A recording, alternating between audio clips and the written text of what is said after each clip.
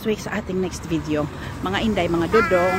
Bye-bye!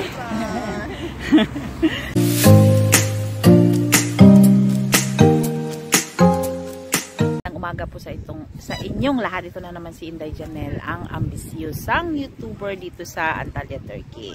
So i-update ko po kayo sa naganap na paglipad ng missile ng Israel sa Iran. Hindi po 'yun totoo na nagpalipad ng missile or drone ang Israel sa Iran. So may mga sabotad siguro nangyari sa Iran, kaya sinabi nilang may umiikot na mga drone na pinabagsak nila doon sa pinakamalaking military base nila doon sa kanilang bansa.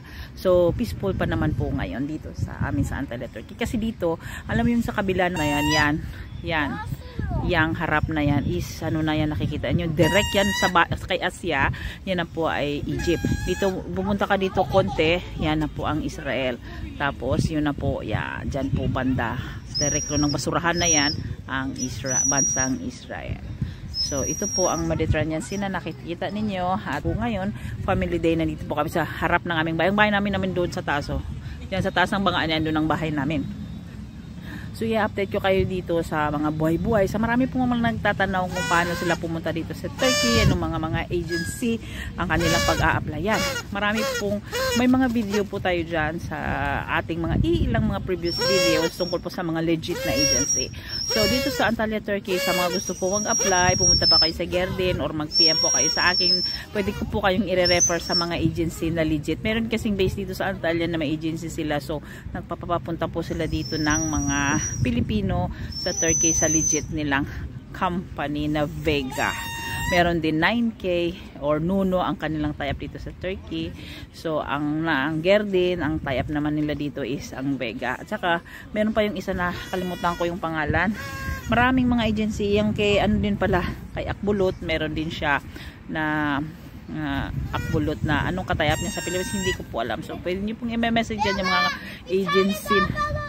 mga agency na yan para po makapunta dito kayo. Legit po yan sila halos lahat. Kaya pala ng Vega dito sa Turkey, sa Pilipinas ay Gerdin. Ang katay-up naman ng Excel ay ang Akbulut agency dito sa Turkey. So kung mag-PM kayo, PM nyo lang ako. Yan po sila ang mga karamihan na may isa pa pala. Nakalimutan ko, sinabi ng isang Pinay, bagong agency yon sa aking pandinig.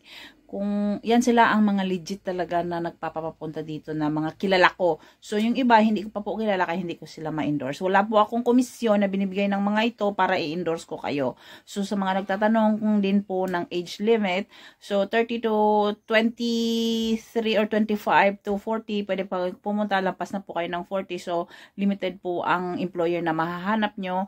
Kasi po ang usually na hinahanap ng mga employer dito na pagbata ang babantayan mo ay nasa edad na 25 to 40. So, yun po. Dapat physically fit po kayo. Pero pagdating nyo dito, may sakit kayo, ay hindi po isi-shoulder yan ng amo nyo ang pagpapagamot sa inyong mga sakit. Except lamang po kung kayo ay na-aksidente, nahulog o na-stroke during your time na nagtatrabaho kayo sa kanila. So, kung hindi kayo sinuwerte, na-offload kayo, may mga paswerte-swerte nga lang talaga siguro na masasabi ko. Kasi yung iba, maraming na-offload kasi may mga requirements na kulang na kailangan para magtrabaho dito sa Turkey. So sa mga Pilipino na makapag-asawa ng Turko, tapos uwi kayo sa Pilipinas, babalik kayo sa Turkey, kinakailangan din po yung tinatawag nilang CFO. So certificate po na kapag seminar na kayo tungkol sa mga buhay, mga sistema dito at paano kayo mag-adjust sa bansang Turkey. So may certificate po yun galing sa POA ba yun or sa OWA. So yun po ang mga iba't ibang requirements na hinahanap ng immigration sa Pilipinas. So ang trabaho namin dito ay pag-alaga ng mga bata. So ito po yung mga alaga namin. Po si Asilio, say hi Asilio to the Philippines. Say hi. Hi. Ito po siya. Alaga ng kaibigan ko na si Geraldine. Meron pa po sila. Andun po yung kaibigan ko nandoon. So, dito lang po yan sa bahay namin ang area na ito. So, pag nalulungkot ka, pumupunta kami dito. Pag naboboard kami, pumunta kami dito. Kikita nyo naman dito sa Turkey na laging-lagi sa TikTok, sa Instagram, na maraming mga aso at mga pusa dito. Totoo yan. Tingnan mo ito. Alam mo yung mga 5 na yan? Mga street dog lang yan dito. So, pro ang lalaki. Parang baby baka na sila. Kasi, ang mga tao dito mahilig talaga sa animals. Pinapakain nila yan ng tatawag natin ham, ng mga salam, yung kinakain natin sa atin. Pinapakain talaga nila ng karne, hindi nila pinapakain ng mga buto-buto. Kita nyo, tingnan mo yung mga aso, pastang laki-laki. O, yan pa si Asia nagpapalipad ng kite.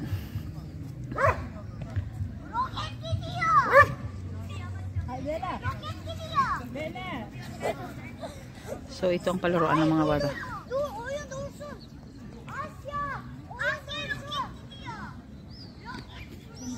Mga libangan ng mga tao dito, ayan, nag-uumpukan pag walang trabaho, nagkikita-kita ang mga pamilya, kumakain sa labas, o ayan, katulad sa atin dyan sa Pilipinas na nagmamadyong sila dyan, nagbabaraha. Open.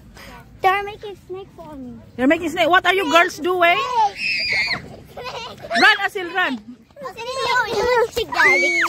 O dyan, nandyan umiinom ng kape, ng tea, ng beer. So, upo dito sa aming upuan ng bangko. Ayan, ang mga bata nagpapalipad ng kite kanina, kaya lang wala naman ng kite kasi wala ng kite, hindi pala wala ng kite, wala ng hangin, kaya di naman lipad yan. Ayan, so gulo na sila.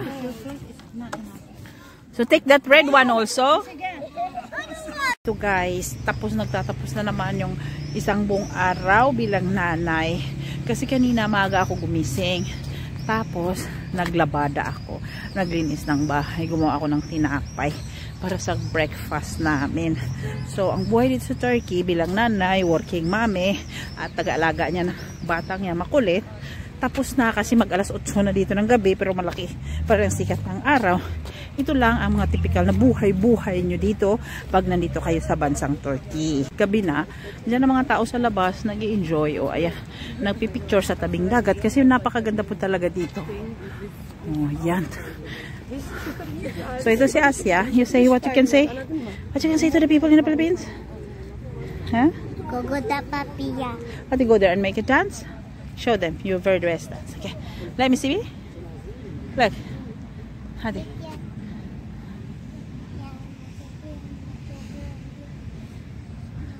What's that, ya? So yan, sa gilid ng dagat, sisingatin ang simoy ng hangin, magsiselfie yung mga gandang chicks dyan sa ilalim. So ay papauwi na sa aming bahay. Dito napaka-convenient namin sa lahat. Kasi nandyan lang yung mga bahay-bahay dyan. Dyan lang ang bahay namin banda.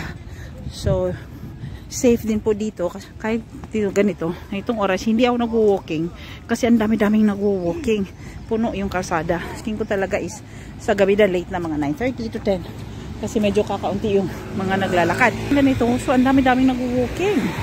Mami, come here, we cross to the other street. So dito ang walking area is red. Pag doon naman sa blue, bicycle. So ito lang buhay namin guys. Para hindi kami mabulungkot, maboard, magkakadlag kami sa tabing dagat. Alam niyo rin ba dito na meron kami sasakyan dito, electric scooter. Sa Asian, makikita niyo itong electric scooter. So niya po ay nasa telepono ng mga tao. So siya mag-buy kayo through credit card. Ito ang mga sasakyan nandiyan lang sa mga gilid-gilid. Nakapark. Alam dito ang mga bahay. Kasi parang condominium type. Wala silang mga parking area. So sa ang kanilang mga sasakyan kung saan doon lang sila nakapark. So, pauwi na kami sa aming bahay. Yan, minsan. Pagkatapos ng building na yan, sunod na building na yung puti. So, ito lang dito ang buhay namin sa Antalya, Turkey. Medyo minutes dito pag summer.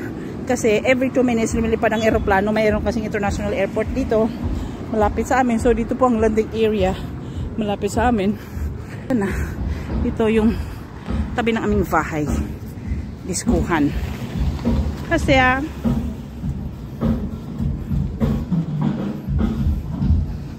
what is that? Asya, you tell people where our home is? Okay. So ito yung bahay namin. Yan yung puti na yan. Diyan kami sa gitna nakatira. Na makikita mo yung Mediterranean Sea. So kung mapunta kayo ng Antalya, pwede nyo po akong PM. Pwede tayo mag-meet. Kung may oras po kayo, lalo na yung mga nagtutur. So ako po, pag Sunday free ako, nasa seaside, sa park, nadala ko yung bata after ng lunch. So yan po yung garden namin. Diyan, may olive. Yan, ang aming mga taniman. Meron din kaming lemon. Yan ang lemon tree namin. May mga ilang lemon pa. Tapos, ito yung aking hardin. Marami akong mga roses na red. So, yan ang aking mga taniman. So, ito yung aking malunggay. Yan. Nagdadahon na siya. O, ayan na. Ito na yung aming. Meron din akong fig. So, meron din kaming, ayan, pomegranate. So, meron din akong pomelo doon. Malaki na yung aking pomelo. Cactus. At ayun na si Asia. O, ayan na. Pasok tayo sa aming bahay. Meron din kaming, ano pala dyan. Marami akong mga tanim dito sa aking halamanan. Meron din kaming mulberry. Meron din kaming maliit na strawberry na aming natanim sa paso. Meron din kaming mga grapes. So, welcome to our humble home. Hadi, open the gate. Mom, please. So, ito pala inikot-ikot ko itong rose na ito. Malilit lang ito na kulay pink na rose. Ayan. Yan, meron kaming avocado dyan. Meron grapes dyan na nakalbo ng hangin. So, ito si Asia. Okay. Hadi ka upstairs. Ito po yung maliit ang hamanan. Yan, yung aking garden dyan sa side. So, meron kaming dahon ng, yung sinasabi nila, laurel. Yan. So, akit na kayo kami sa aming bahay. And, sa ating mga next video at update sa buhay-buhay namin dito sa Antalya, Turkey.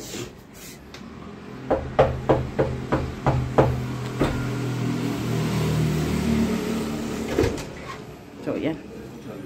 Next week sa ating next video. Mga inday, mga dodong. Bye-bye! Sa lahat ng mga nanood ng videong ito, huwag niyo po kalimutan i-subscribe para updated po kayo sa susunod nating video. Okay? Thank you so much!